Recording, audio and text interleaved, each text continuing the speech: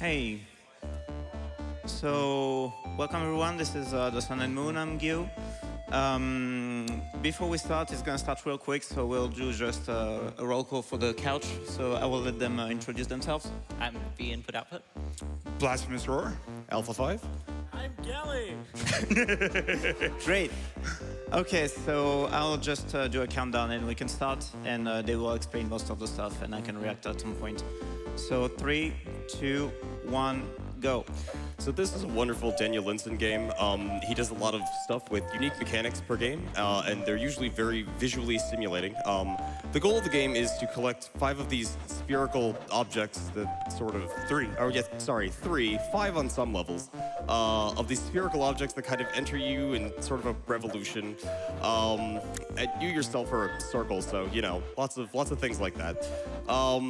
And the main gimmick of the game is when you hold down the trigger, you enter one of the other terrains, I guess, the platforms with momentum. Gravity inverts, and you start going, and Gyoo's going to use that to slingshot basically all around these stages and do a lot of cool things. And right now we're in the beginning, so the stages are going by very fast. We have to collect 276 of these, I guess, orbs, if you will. Why would you invoke through the that? entire run? Because I skipped it every other time I was saying that. So we had to collect a whole bunch of these to go through the entire stage, and we've gone through, it's 87 levels total, and we're through about 10 of them now. It's kind of crazy. This run is very, very quick, and any amount of time lost, that's such a cool stage, is everything. So right here, he's going to do a little bit of a safety there by jumping up there. You can actually kind of wave him way through the middle, but it's not very safe. And since we're in a marathon here, he's playing a little cool. Yeah, but that part still, it looks, a lot of this is a lot riskier than, it's still risky because patience is one of the hardest things to have in speed games, and this game, really, you can go crazy fast if you try. And right there, he reset. That's one of the features of the game. You can just press Y and you instantly reset. In some levels later, that'll be important because there is a startup animation to certain stages, and when he presses Y, he'll have control earlier, and he will know exactly what cycle he's on. So especially if like he misses this, and this is a really hard jump that he got there. That's really good. And here's the gimmick. There's time blocks now. So every stage, every world section that we're in, we're going to see another gimmick kind of show its head. Some of these levels will actually be plowing through faster and won't actually get to see their gimmicks. But he's now on the first boss fight. This is one of those ones that he mentioned was 5 orbs. And the boss also follows the gimmicks. Because remember, folks, follow the gimmicks. So this boss only appears and chases while the platforms are active. So if he manages the cycles well, he can actually get that boss into some pretty easy patterns. And it's the first boss. It's nothing. We got that. It's actually the second boss. But, It's actually the second boss. Yeah, we're not doing it in the right order because I will not right now go to the boss of the first sector. Yeah. This stage looks rude. Yeah, it looks rude, but it's easy. So there's a lot of weird routing here. Some of it's overworld routing just based on what levels unlock when you beat levels adjacent to it. So it might look a little strange how he's clearing things, but it kind of builds itself up and solves itself as it goes. So we're back in the first world again because it was just easier to go do all of the second world and come back. I really like this stage. Oh. Man, that's some commentator curse right there. I love this stage, though. It's so nice to look at. The good news is that any slip up is only going to cost like 2 or 3 seconds here, but of course in a speed run that's going to be, absolutely killer. So here we have the first boss. Easy peasy. And this is just the stage teaching you, hey, there are bosses. There's this guy who chases you. That sucks. But yeah, there's lots of cool things going on. Spinning spikes, I don't think he's run into any of them, but they do kill you instantly. I mean, they're just there to look threatening and menacing. It's cool. So he's basically, like we said, he's going through the first stage again, so there's not a lot of really difficult stuff here. But by doing this, as it was mentioned, he kind of like changes the way he can go through and cut through a bunch of stages. And Gyoo has mentioned that this is the worst section in the game. You want to explain why? Yes, basically I'm slightly colorblind, so now the colors on the screen are literally burning my eyes. Daniel, maybe make some black and white palette options, please, buddy. Actually, black and white is the last sector that we won't do. So it already exists. So Oh, okay. Make this purple or something. I don't Yeah, know. That's a good color. let's adjust the palette a little bit. I believe in you. Or do some great CGA colors. That's what we need. All right, so here we have the gimmick of the red area. Classic fireballs. Look at those go. Yes. In the demo, those were just like circles. So it's glad that they have a little more personality and particle effects and fireballness to them. Yeah, fun fact, there's a demo of this with 30 levels in it. You can go play it right now. Just go to Daniel Winston's itch at mangrove.itch.io. Manigore. Play Manigore. These games are awesome. He actually references them a few times in this run.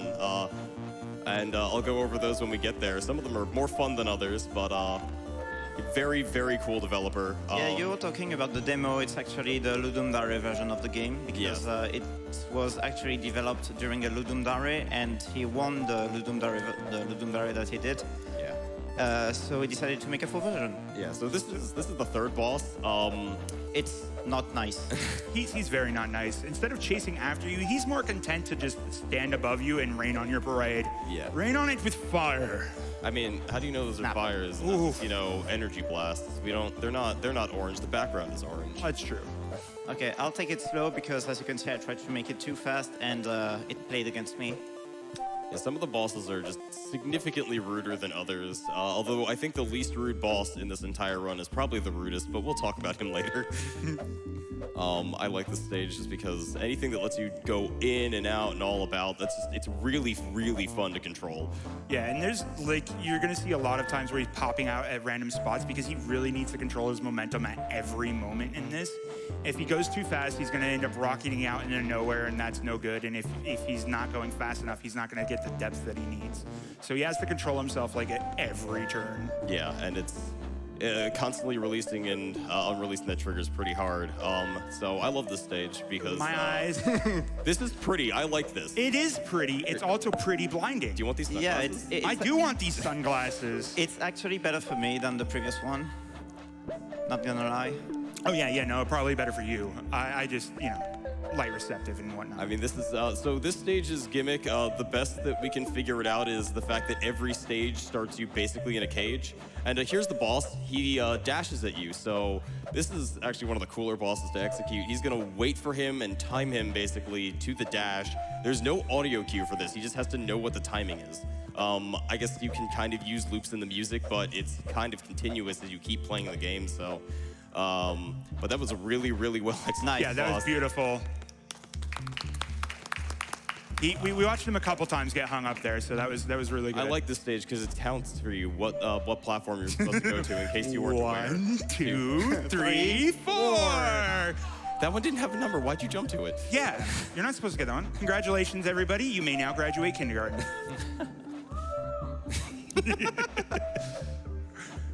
Oh.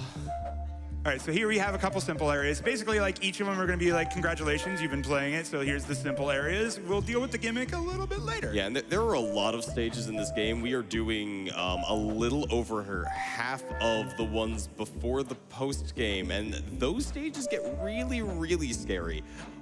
There's a lot in here. Nobody does an all-levels run because some of these stages are crazy. And here's the gimmick here.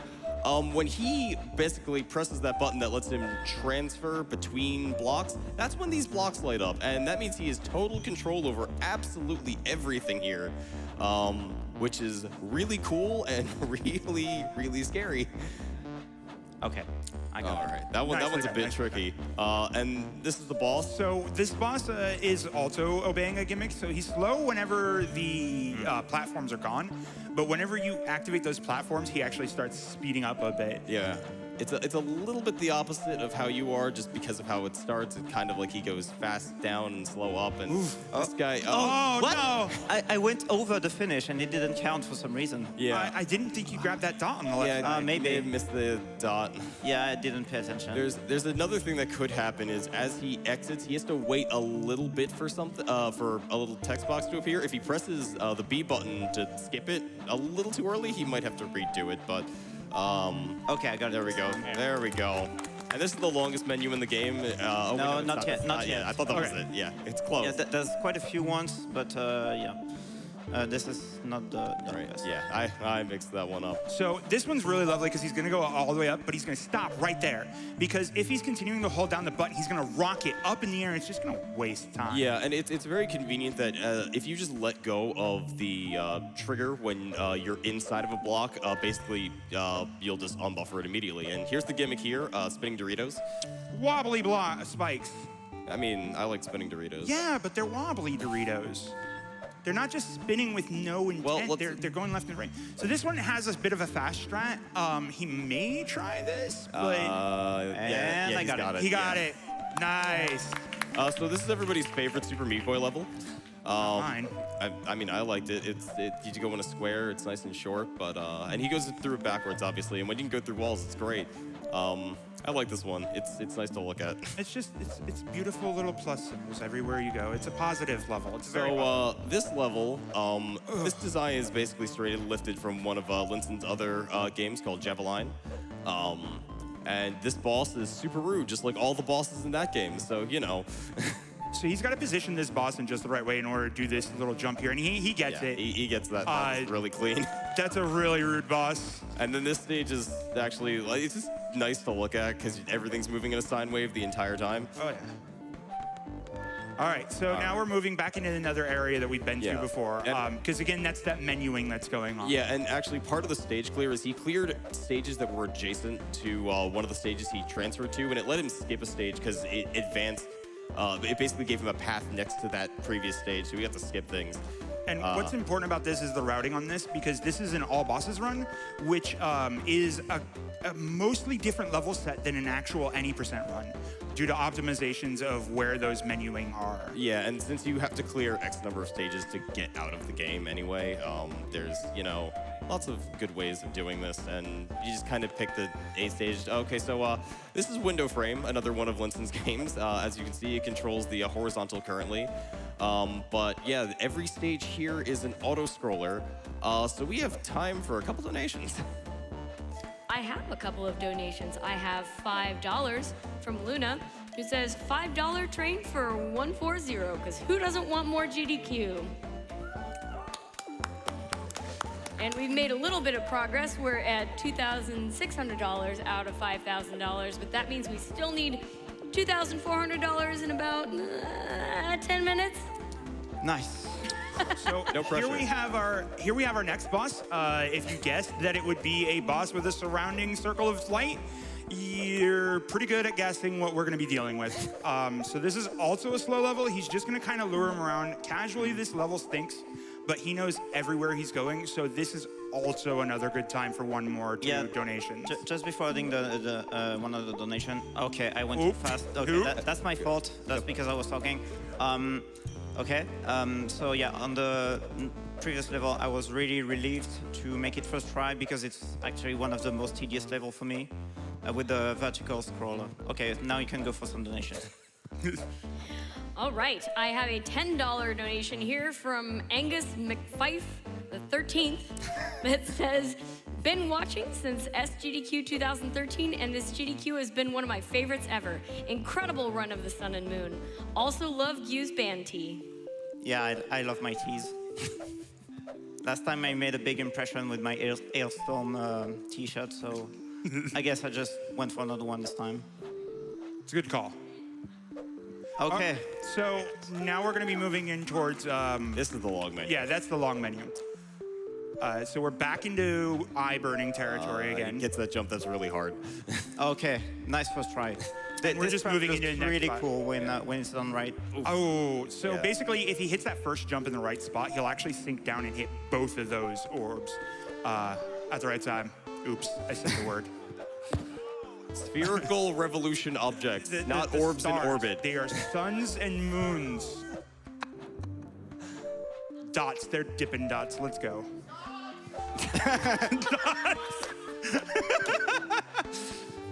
More dots. This is More your dots. fault. We need more dots. So this boss is also mean. He's sitting there dropping spikes everywhere, but he's gonna move them around in a specific pattern that lets him get through, and just That's like so that, clean. it's done. All right, we're on. Is this the final world? Or is This the next thing? is not quite, I believe. I might be wrong. Hey, first try. Nice. Yeah, First first try. try every time because you reset the stage, so obviously you haven't tried it before. That's right. This is one of the most satisfying stages to watch. Enjoy. If I can do it. Yeah, if you can do it. Oh, that's Beautiful. Yeah. Look at that.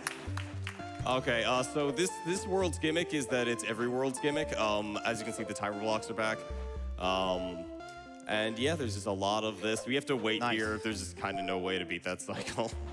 Very nice. So here is boss number 9. It is, again, all the gimmicks. The boss just follows you around. We're going to see fireballs on the left. We're going to see timed blocks here on the left side as well. And the fun part is that there's no visual distinction between the timed blocks and the active switch blocks. So you just kind of have to remember which ones are which there. But this does take a little while, and we're just going to see the boss chasing around. So this is a good time to put in one more quick donation as well. I have a $10 donation from Dupless who says, "Good luck, V. Aries and I are cheering you on from the front row. Less than 3. Donate to get all levels. We are now up to $3,100. We still need $1,900. Okay, get ready on time. Okay, so this is the hardest level in the game, the final level. Yeah. It's completely impossible, and time.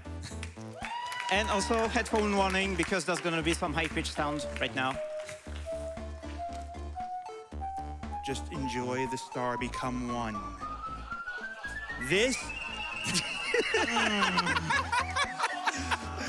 And you've become Big a boss. orb. This is how bosses are born. Yep. Yeah. So yeah, thank you, Daniel Linson, for this game. It's been really fun for me to play. Before leaving, I'd like to make one shout out to Brooke, who is another runner for this game. Basically, she's mostly the cause why I'm here today. So it was like 2 years ago something, she was running Aria of Sorrow, I think, and at some point she just started to pick the game. And at this time, I knew the game and I was like way too intimidated to run it.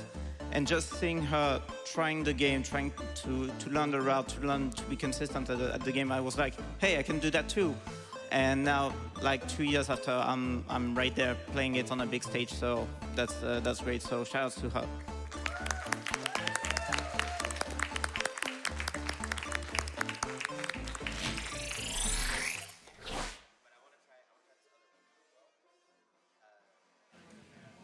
Thank you to Gyoo for that beautiful game. I feel like we need to change the name to the beautiful games done quick this evening. They've just been so lovely.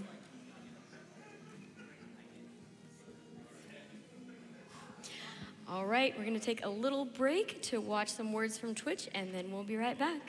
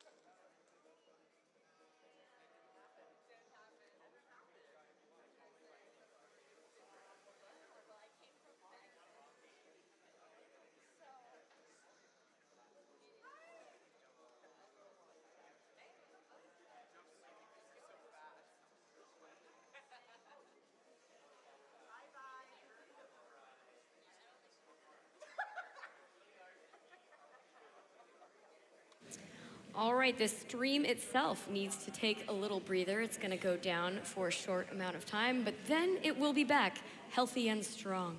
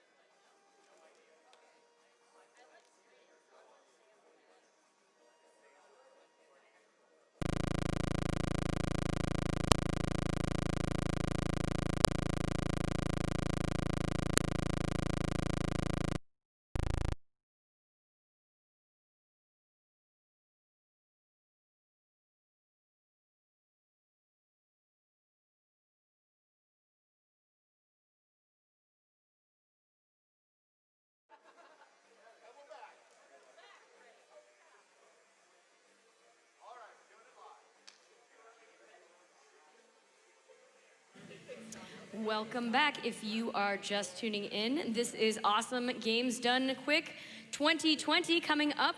We have a run of 140, and there is an incentive to upgrade that to be even longer, an all levels upgrade. We need a little bit of help to get that done, and we don't have very much time, so please get those donations in. We're at 3,146 out of 5,000. Let's get it done.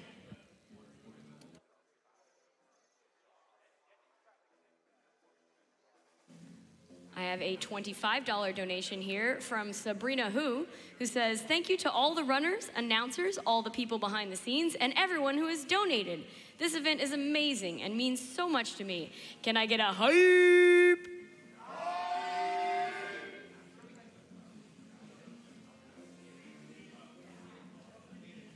I have a $5 donation here from Lexological that says, Floppy Hat Girl, that's me. I was wondering where you went when I didn't see you in the front row anymore. A question for you. When do you sleep? Do you sleep? Are you secretly a vampire? $5 more if you're secretly a vampire. I mean, I do sort of only come out at night, so I think that definitely counts for $5 more, right, crowd? Yep. You're on deck, Lexological. I'm looking for your donation.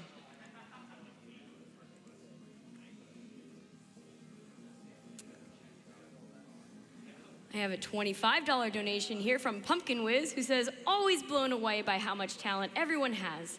Really enjoyed every minute of this week so far, and I'm happy to throw some bones for a good cause. Thanks, Pumpkin Whiz. I have a $100 donation here from Proud Otaku. It says, my best friend introduced me to GDQ almost 6 years ago now, and I cannot thank him enough.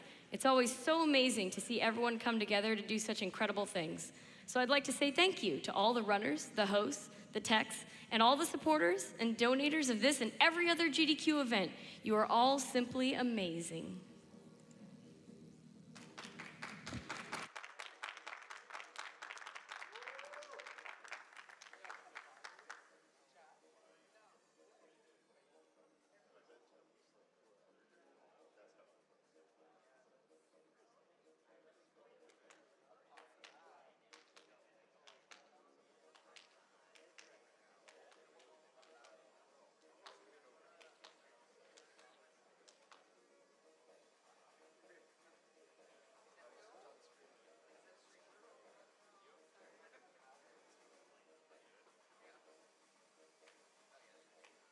Or you guys have a little bit of extra time to get that money in for that upgrade to all levels. I have been informed that they can wait until Boss 3. You have until Boss 3 to get those donations in so we can upgrade to all levels. More GDQ, right? More GDQ? Yeah. It's not too late.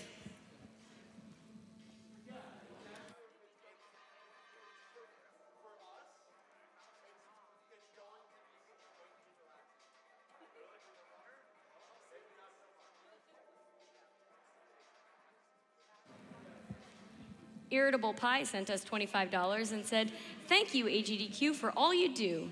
Longtime watcher since 2012, second-time donator. Thank you for all the wonderful groans you produce for my roommates when I stream you guys 24/7 during this wonderful event. That's great. Torture your roommates for charity.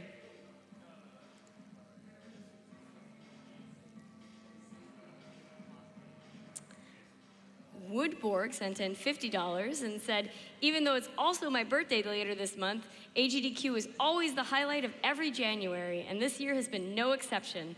Keep up the great work and kick cancer's butt. We're working on it. Cat Daddy sent in $100 and said, I am a cancer survivor. My grandparents were not. The difference is the research completed in the last 20 years. Keep giving, and let's see how many can be saved in the next 20. Thank you, Cat Daddy.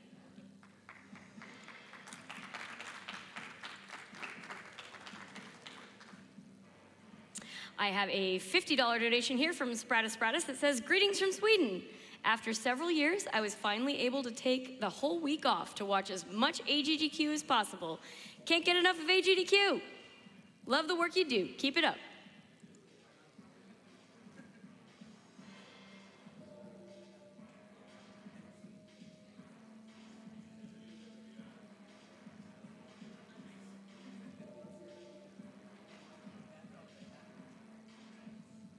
I have a $1,000 donation here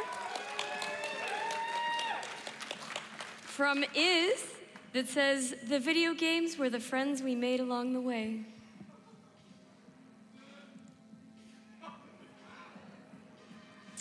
I have a $25 donation here from Fra Cassie. I hope I said that right.